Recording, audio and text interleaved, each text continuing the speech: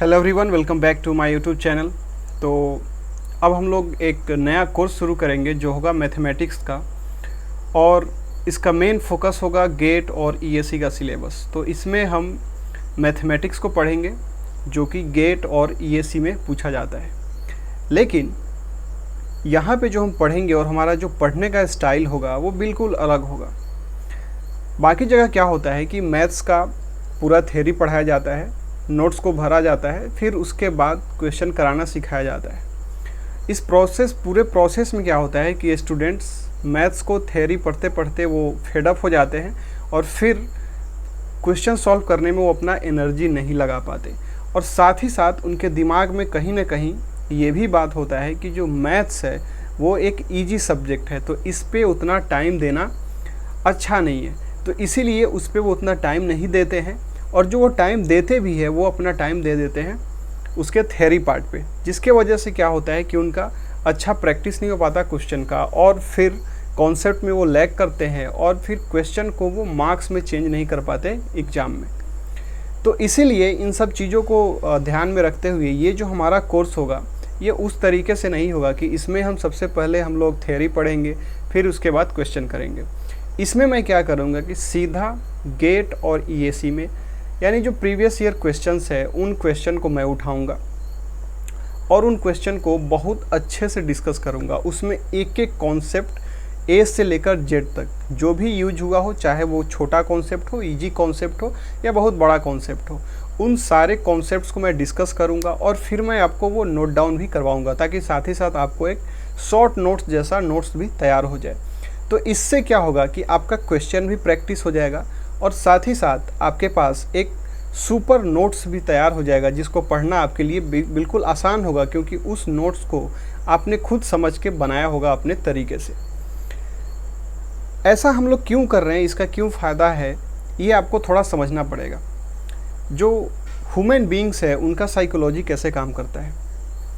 हम इंसान क्या होता है कि हमेशा कुछ नया सीखना चाहते हैं और नया करना चाहते हैं। लेकिन मैथमेटिक्स के केस में क्या होता है कि जो भी सिलेबस है हमारे गेट या ईएससी में, वो सिलेबस मोर और लेस क्लास 12 के सिलेबस से मैच करता है बहुत हद तक, यानी क्लास 11th और 12th जो आपने पहले पढ़ा है।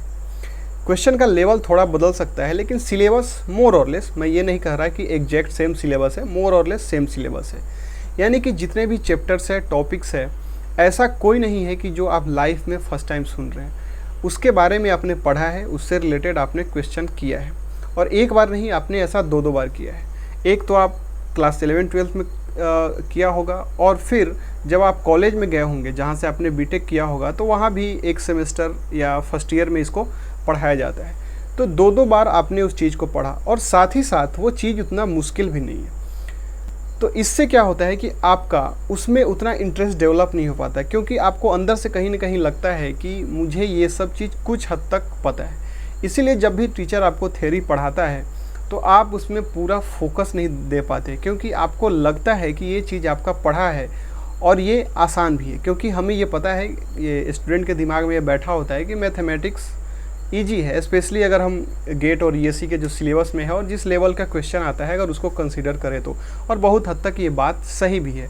लेकिन इस वजह से क्या होता है कि क्लास से हमारा फोकस बिगड़ जाता है, और बस हम जो टीचर लिखवा रहा होता है बस उसी चीज़ को हम नोट्स के फॉर्म में लिखते हैं और कुछ हद तक समझने की कोशिश करते हैं, और फिर कुछ क्वेश्चन सॉल्व करते हैं, क्वेश्चन बन भी जाता है क्योंकि वो ऑफ कोर्स ईजी क्वेश्चन होते हैं। लेकिन आपने कॉन्सेप्ट के साथ पूरे फोकस के साथ टाइम अपना नहीं बिताया। इसके वजह से क्या होता है कि आप कुछ महीनों के बाद वो कॉन्सेप्ट आपके दिमाग से उतर जाता है, और फिर उसके बाद क्वेश्चन नहीं बनता है, और फिर आप फ्रस्ट्रेट हो जाते हैं, क्योंकि मैथ का सिलेबस अपने आप में एक बहुत बड़ा सिलेबस है। तो यही सब प्रॉब्लम स्टूडेंट्स के साथ होता रहता है। आप मैथ्स को बार बार पढ़ते हैं, फिर उसको भूल जाते हैं, आप उसको अप्लाई नहीं कर पाते हैं, और जब भी आप उसको पढ़ते हैं आप पूरे फोकस से, जी जान से नहीं पढ़ पाते हैं। दो रीज़न है। पहला, एक तो आपको ये लगता है कुछ नया नहीं सीख रहे हैं, और दूसरा आपके दिमाग में कहीं ना कहीं ये होता है कि ये उतना टफ नहीं है। बहुत लोगों के साथ ये होता है कि वो कन्फ्यूजन में रहते हैं कि मैथ्स को उतना टाइम दिया जाए कि नहीं दिया जाए, क्योंकि उनके दिमाग में ये रहता है कि मैथमेटिक्स तो इम्पॉर्टेंट है, आपके किसी भी कोर्स सब्जेक्ट से ज़्यादा मैथमेटिक्स इम्पॉर्टेंट है, क्योंकि इसमें श्योर 12, 13 या कभी कभी 15, यानी 12 से 15 मार्क्स इससे श्योर आना तय है। और मुझे नहीं लगता कि ऐसा कोई भी आपका कोर्स सब्जेक्ट है जिसमें 15 नंबर तक आया हो सकता है 10 आए, 12 आए, 13 आए, लेकिन कभी कभी ये भी होता है कि 6 नंबर आ जाए, 4 नंबर आ जाए, 8 नंबर आ जाए। तो इसीलिए मैथमेटिक्स अपने आप में बहुत इंपॉर्टेंट सब्जेक्ट है और साथ ही साथ ये बहुत स्कोरिंग है, क्योंकि अगर इससे 13 मार्क्स का आएगा तो आप गारंटी के साथ 13 में से 13 कर सकते हैं, और वो भी कम टाइम में। तो ये बेनिफिट है मैथ का। लेकिन कन्फ्यूजन यही रहता है कि इसको कितना टाइम दिया जाए। बहुत से लोग इसको एंड तक के लिए टाल के रखते हैं, और फिर बाद में जब प्रेशर आ जाता है तो फिर वो उसको नहीं पढ़ पाते, और फिर वहाँ पे वो स्कोर नहीं कर पाते, जिसकी वजह से उनका रैंक ख़राब हो जाता है। तो इन्हीं सब प्रॉब्लम्स को दूर करने के लिए ये जो कोर्स मैंने डिज़ाइन किया है, ये ऐसे नहीं होगा कि पहले हम इसमें थ्योरी पढ़ेंगे फिर उस पर सवाल लगाएंगे। वो थोड़ा लेंदी प्रोसेस हो जाता है और बोरिंग हो जाता है। मैथ्स जितना टाइम का डिमांड करता है उसको उतना ही टाइम देना चाहिए। तो ये स्मार्ट वर्क होगा, इसमें हम ज़्यादा हार्ड वर्क नहीं करेंगे।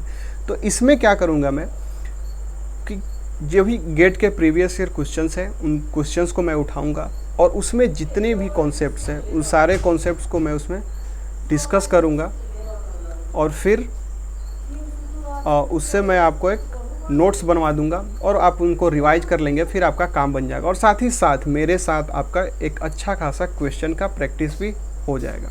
तो चलिए मिलते हैं फिर नेक्स्ट क्लास में।